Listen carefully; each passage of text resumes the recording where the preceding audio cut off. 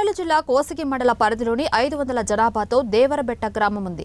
ఆ గ్రామానికి వెళ్లే ప్రధాన రహదారిలో పెద్ద వంక కూడా ఉంది. వర్షం వస్తే చాలు నదిలా ప్రవహిస్తోంది. ఈ వంకపై శాశ్వత పరిష్కారం దిశగా వంతెన నిర్మాణం చేపట్టాలని ఆ ఊరి గ్రామస్తులు కోరుతున్నారు.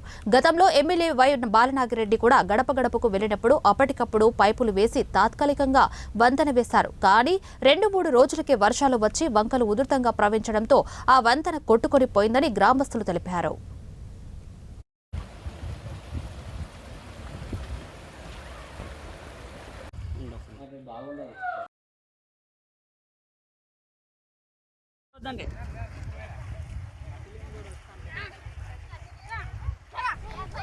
గ్రామ కష్టాలు చూసిన కోసిగికి చెందిన శరభంతరాజు అనే రైతు సొంత ఖర్చుతో తాత్కాలికంగా ఆ ఊరికి రాకపోకలు సాగించేందుకు వంతెన వేయించాడు. అది కూడా మొన్న కురిసిన భారీ వర్షాల కారణంగా వంతెన తెగిపోయిందని తెలిపారు.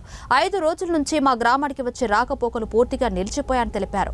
వంతెన తెగిపోవడంతో మా గ్రామానికి 188 అంబులెన్స్ వచ్చే పరిస్థితి కూడా లేదని చెప్పారు. ఇక నెలలు నిండిన గర్భిణీలు, తీవ్ర అస్వస్థతకు గురైన వారిని 4 మనుషుల సహాయంతో వంక దాటించి ఆసుపత్రికి తీసుకెళ్లాల్సి వస్తుందని వారు కన్నీరు పెట్టుకున్నారు.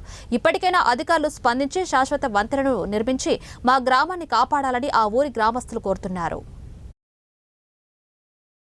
రాత్రిపూట అట్లా జ్వరాలు గిరాలు వస్తే చాలా ఇబ్బంది చేస్తారు. ఈ వంతెన వల్ల గర్భవతులు ఈ బ్రిడ్జి తగ్గిపోవడం వల్ల చాలా ఇబ్బంది అయింది సార్. ఎంత చెప్పినా పై అధికారులు అసలు పట్టించుకోవట్లేదు. దీన్ని అయితే బాగా ప్రభుత్వం కొంచెం గట్టిగా చేసేటట్లు చూడాలి సార్. ఇదే మాకు మెయిన్ రహదారి. గర్భిణులు ఉన్నారు సార్. అంబులెన్స్ వచ్చినా కానీ అసలు అంబులెన్స్ అక్కడి నుంచే వెళ్ళిపోతున్నారు సార్ వాపసు. ఈరోజు బియ్యం వచ్చినది, బియ్యం అక్కడే దింపిపోయినారు సార్. మాకు టూరా బియ్యం కానీ రావడం లేదు. ఈసారి వల్లమన్నారు. మా పరిస్థితులు అసలు ఎవరు చెప్పుకోరు, ప్రభుత్వం కానీ పట్టించుకోవడం లేదు సార్. ఎన్ని టీవీ న్యూస్లు వచ్చినా ఎవరు వచ్చినా ఒకే ఫోటోలు దింపుకుంటారు, పోతారు. మన ఇంజనీర్ సార్ వచ్చినాడు, టేప్ పట్టి కొలు తీసుకున్నాడు, చూసినాడు, అయిపోయి రేపు ఎప్పుడో సరి చేస్తామప్పా అన్నారు. పిల్లలను కానీ చూసినాడు సార్. ఎవరు ఈ బ్రిడ్జి గురించి పట్టించుకోవడం లేదు సార్. ఇప్పటి గురించి మేము కోసికి వెళ్ళాలన్నా, ఏదైనా హాస్పిటల్కి పోవాలన్నా మా తిప్పులు ఎవరు చూడొస్తాం కదా సార్. 500 మంది ఉన్నాం సార్ గ్రామంలో. 150 ఇండ్లు ఉన్నాయి సార్.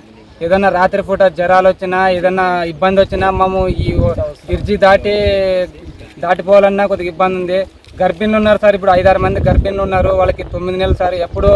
అప్పుడో ఇప్పుడు అన్నట్లుండదు సార్. మా చాలా ఇబ్బందిగా ఉంది సార్.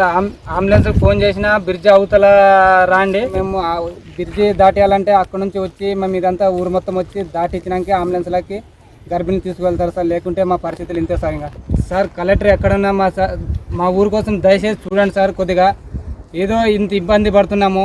మా గర్భిణులు, స్కూల్ పిల్లలు, మా ఊరు మొత్తం 500 జనాభా ఉన్నాం సార్. సంవత్సరానికి అట్లు వేస్తారా కానీ మట్టి వేస్తారు, అది అట్లా వంక వచ్చిందే వెళ్ళిపోతుంది సార్. ఇప్పటికే ఈ వారంలో ఒక రైతు మట్టి వేయడం జరిగినది సార్.